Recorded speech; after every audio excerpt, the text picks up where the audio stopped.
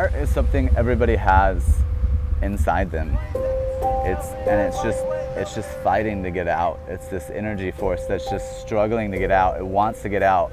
All you have to do is train your body in any way possible to let it out.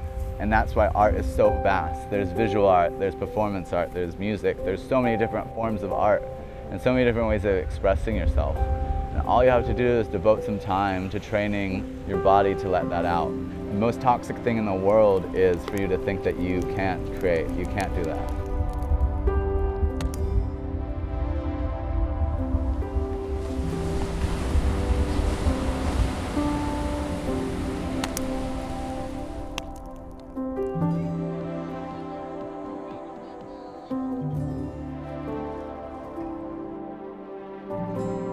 So I grew up in Fort Collins, Colorado, just a small, a small city, but just on the foothills of the mountains. Pretty cool town to grow up in, I think. I think I was very fortunate to grow up in a place like that. I lived in Colorado till I was 25. I did uni there, did my bachelor's in business management.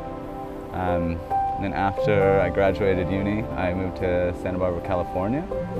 That's where I had my first real career. That was selling cars. For about 2 years, I was a BMW and Audi salesman. Something now that doesn't align with who I think I am.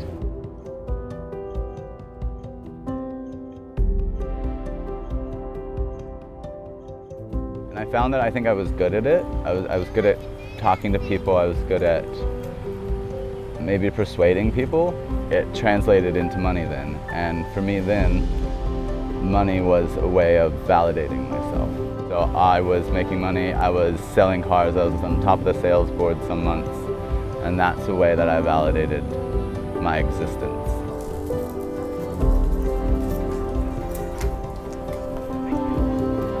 I think I had a very negative outlook at life before. When something bad happened to me, I would be upset. Why is this happening to me? Man, I can't believe this happened to me. But now I have a much different outlook. I had no idea how it affected me when I was working. I really was saved by a relationship. I met a Swedish girl when I was in California. And then when she had to go back, I decided to go and pursue my master's in Sweden.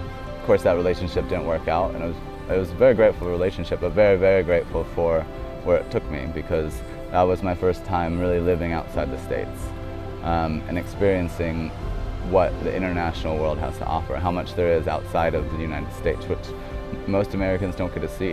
Most Americans are stuck in their little bubble of America with all their American media and all their American influences and the societal standards that are set up in America. About 2.5 years ago when I came here, right after my degree, I just came for 3 months. In that 3 months, that's when I found the didgeridoo. And that's when I found music, and that's a huge part of what changed my life.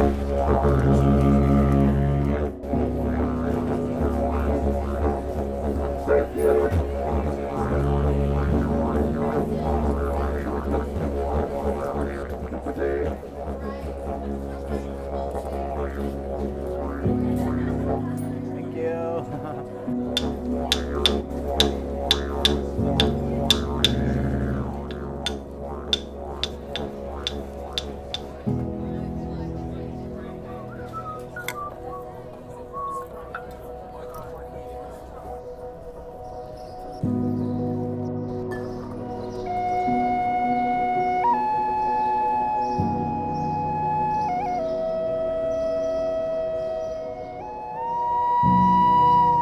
And maybe when I started, it was much more focused on money.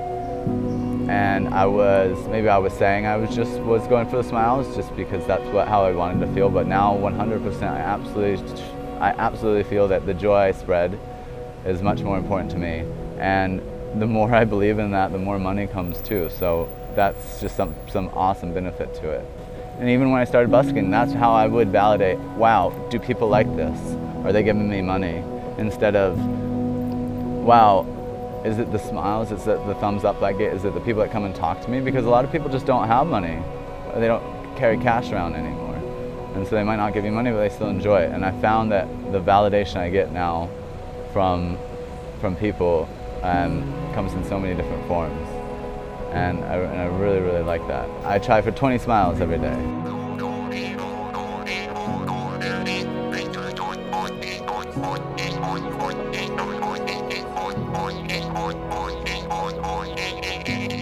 All these people in these fancy houses here might consider themselves wealthy, but I consider myself much more wealthy than them.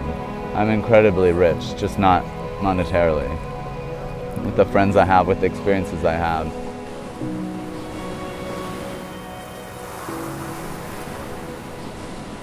So we're at the Dog Beach over here in Coolum Beach.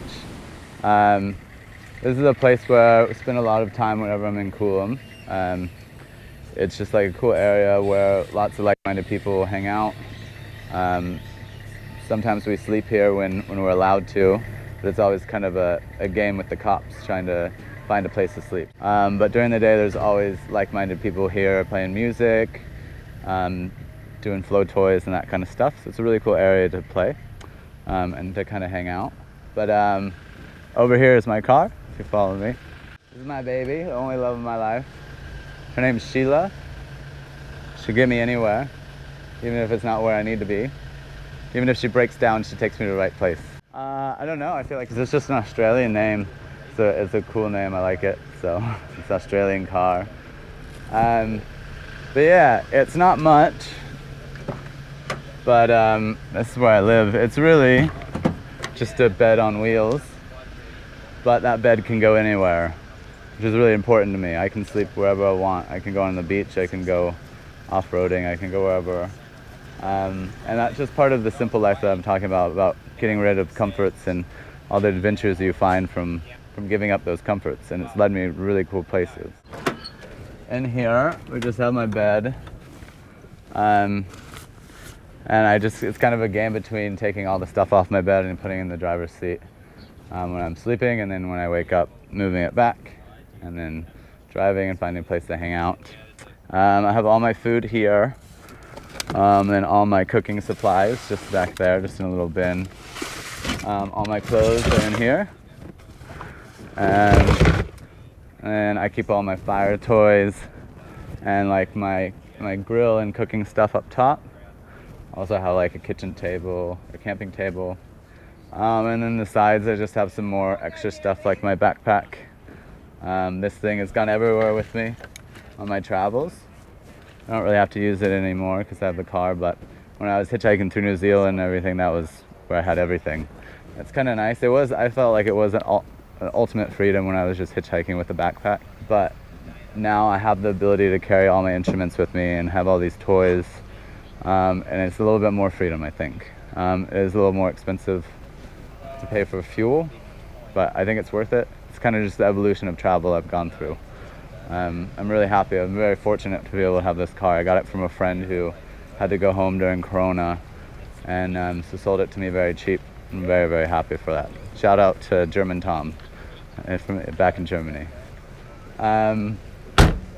Now, up front, I just keep, it's actually pretty clean. Usually there's more stuff here. But keep my dragon staff down there. I have my water on the back here.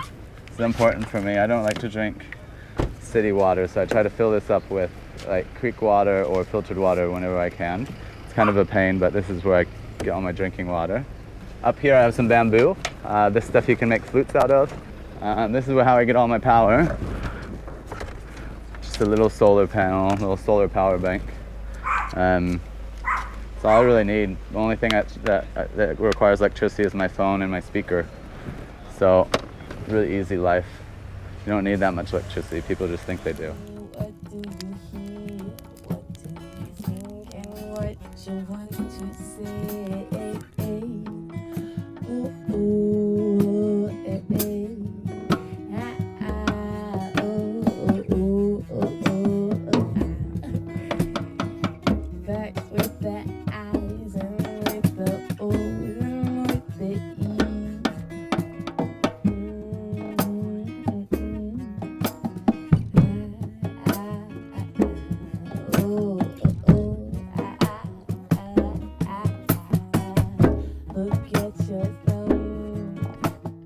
So this is a loose definition called a drum circle. There's lots of these around Australia. And what it is really just a mixture between people making music, acoustic music usually. This one has like a loop machine, it's really fun. And spinning fire, and kind of like a mixture between music and flow toys, which is heaven for me. And it's put together by Floyd, who is an Aussie here that owns a community called Floyd Town. For me, this is way better than any kind of doof or any kind of party or going out to the bars or anything, because it's exactly what I'm looking for. Just like small group of people making music, kind of being free, doing whatever we want, and creating. Jumping up and down till we get it feeling in, yeah. On the fucking monkey, monkey, monkey, drive, fucking monkey down till we get it feeling in, yeah. On the fucking monkey in the town, getting down, child. On the fucking monkey, we'll be jumping up and down, child. Fucking monkey, jump, get jumping,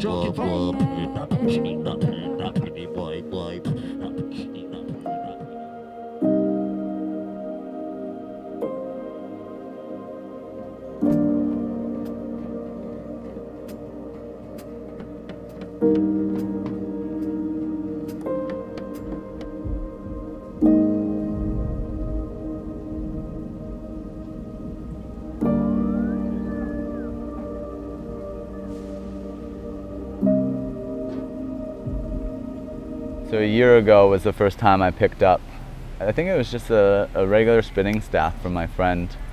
I picked that up. It was really just this group of people I was with. That was something that really brought me a lot of joy, and I didn't know where the joy was coming from. I didn't know what this peacefulness, this mindfulness, this almost meditative state I would find when I would focus on something. 30 minutes uninterrupted concentration on one thing would bring me to this place. And I had no idea what it was, the flow state, and everybody's heard of flow state. And it's this amazing feeling where you're just so happy. Everything you do just works, and you feel invincible. And that is something that is like a drug to me. Dragon staff is a stick with 4 spokes on each side, and the spokes have wicks on them, and you can light them on fire. I connected with it right away. It was another decision, just like the didgeridoo, when I was like, wow, I don't know if I should do this, but I think I'm going to. And it was the best decision of my life. Second best decision of my life. No, third best decision. First one was leave America. Second one, play the didgeridoo. Third one, fire. Fire show here tonight at 6:30 for free if you want to come check it out. We'll be right here at sunset. Hey guys, I'm at a fire show tonight at 6:30 if you want to come check it out. If you have money, please give. If you don't have, just watch. And if you need, honest to God, if you don't have money to feed yourself tonight, feel free to take.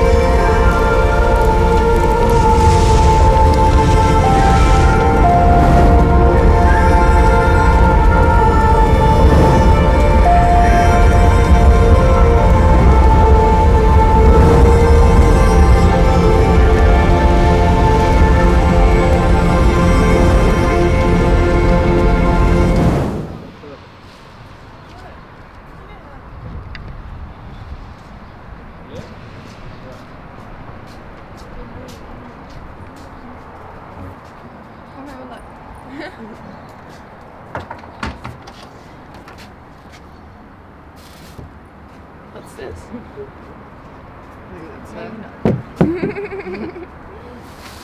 that a pumpkin, isn't it? Wow, that's a weird pumpkin. We just take what we need, and we know that a lot of other people go dumpster diving. So, but also because we're going to a big gathering, we can also hand out. Is this one in here? What was that? What? Was that in there? Was that in there? I don't think so. I don't know. Was it out here already? I didn't do nothing. Yeah, but no. Okay, then leave it here. Because it's definitely not food. I got the on the other one, the celery. I have 2 celeries. No, is there anything else in the other one? Bread. Maybe a little bit of bread. But I think they got some. I got just 3. I don't need bread. You can have mine. Okay. There's so much food wastage. It's like 7.3 million tons of food waste. That's just in Australia as well. Like if we all actually ate from the bins, then there would be so much less wastage, as well as we're creating that consciousness, right? Like being able to think about what we're doing, because it's just, because even with just the plastics, they throw out not just the food, it doesn't even go into the organics, it's also food that just goes into the land waste. There's a pear.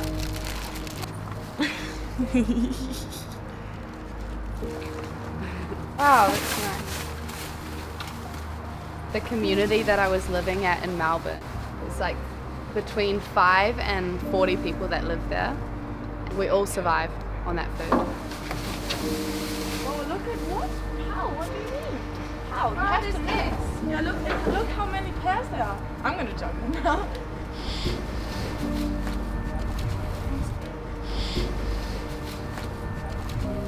Yeah. Like, look at this. Yes. Yeah, look at this. This is insane. They are all super good. Like, they're in plastic even. Maybe you thought some which are juicy out. I would even eat straight out of the bin.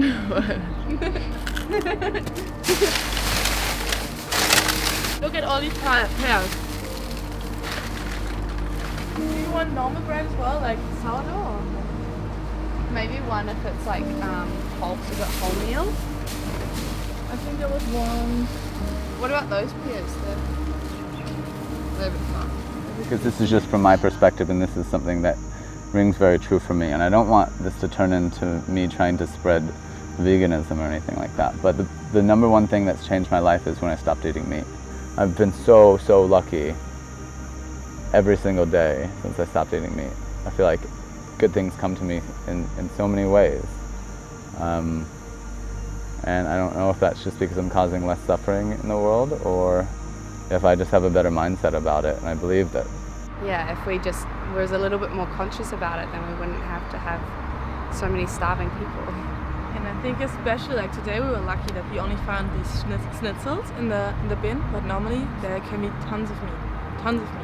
Like, so much meat. And especially as a vegan, you go through that and it breaks your heart that this animal lived to end up in a dumpster, you know? And for me personally, even gets to the point where I still enjoy eating meat. And if sometimes it's cold, it's like freshly put in the bin. And like I take that decision to eat it rather than let it rot in this dumpster and appreciate it and honor it and enjoy it, instead of letting it just end up in a bin. That's just horrible. That's another thing that I would like to share is the people you're around and how important that is to your mindset. Everybody knows that like who you're around will change you, but I don't think they know how much that really affects you. I find these people that I would consider as my tribe, same wavelength as me, people that push me to be better, people that inspire me to be good. And when I'm around those people, I know I can continue to keep this mindset. Once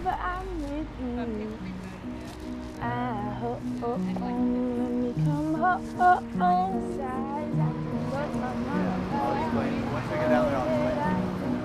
So what we're gonna do, when the light turns red and the cars stop, I time this light. We have about 1 minute and 6 seconds until it turns green and cars start moving. 1 minute, 6 seconds. We have 40 seconds until the light starts flashing, the little walkie thing starts flashing red. I'm gonna go out there, I'm gonna be like, 20-second street show, guys, for your entertainment while you wait. We go out there, do our thing.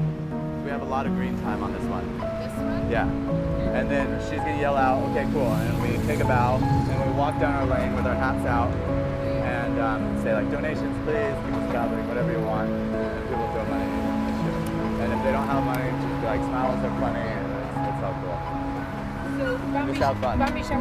Bambi will tell us when to go. Because we can't. Okay. Okay. 10-second street show for you guys while you wait for your entertainment.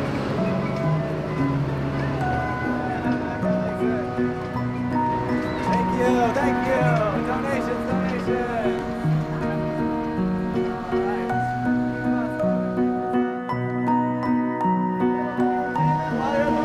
Alright. Woo! Hey, that guy likes it. Finish on this side, okay? Come to this side of the end. You two, Edward. 20-second street show for you guys while you wait. A little bit of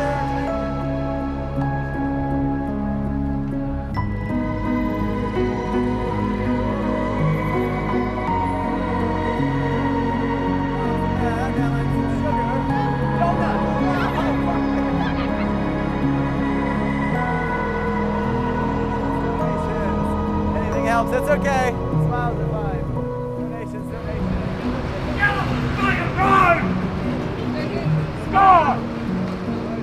When I'm doing streetlight busking, when I'm doing fire shows, or when I'm busking with music, I get so much positive encouragement, so many smiles, so many thumbs up.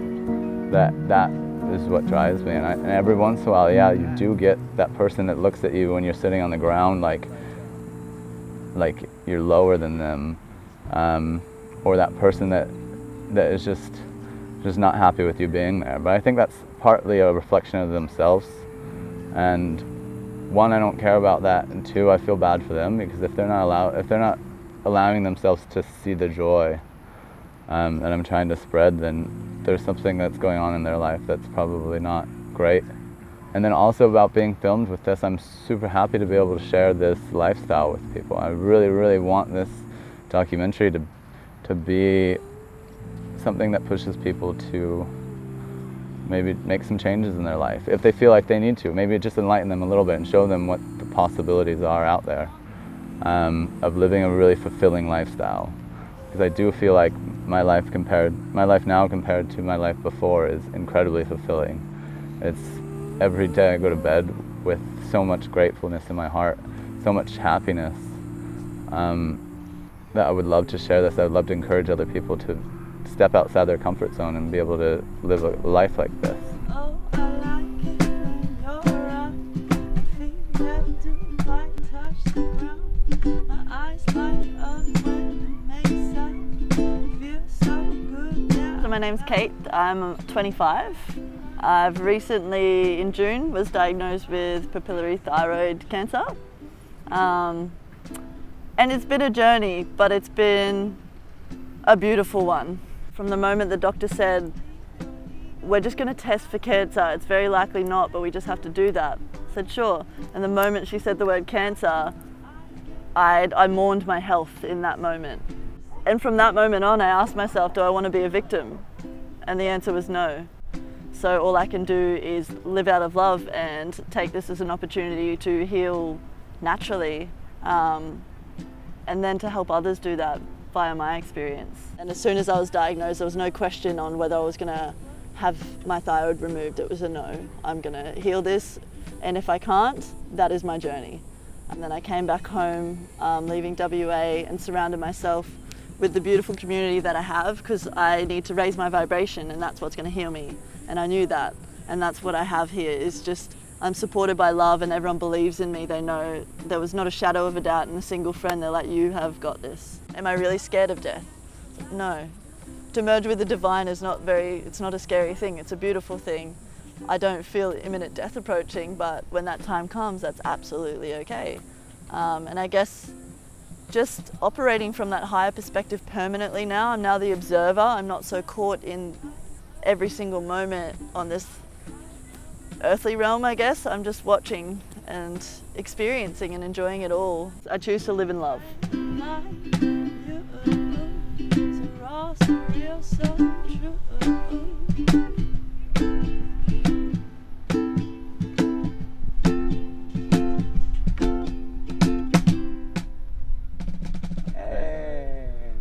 focus on Kate's voice for this because she's a singer. I'm not much of a singer, but I love to sing.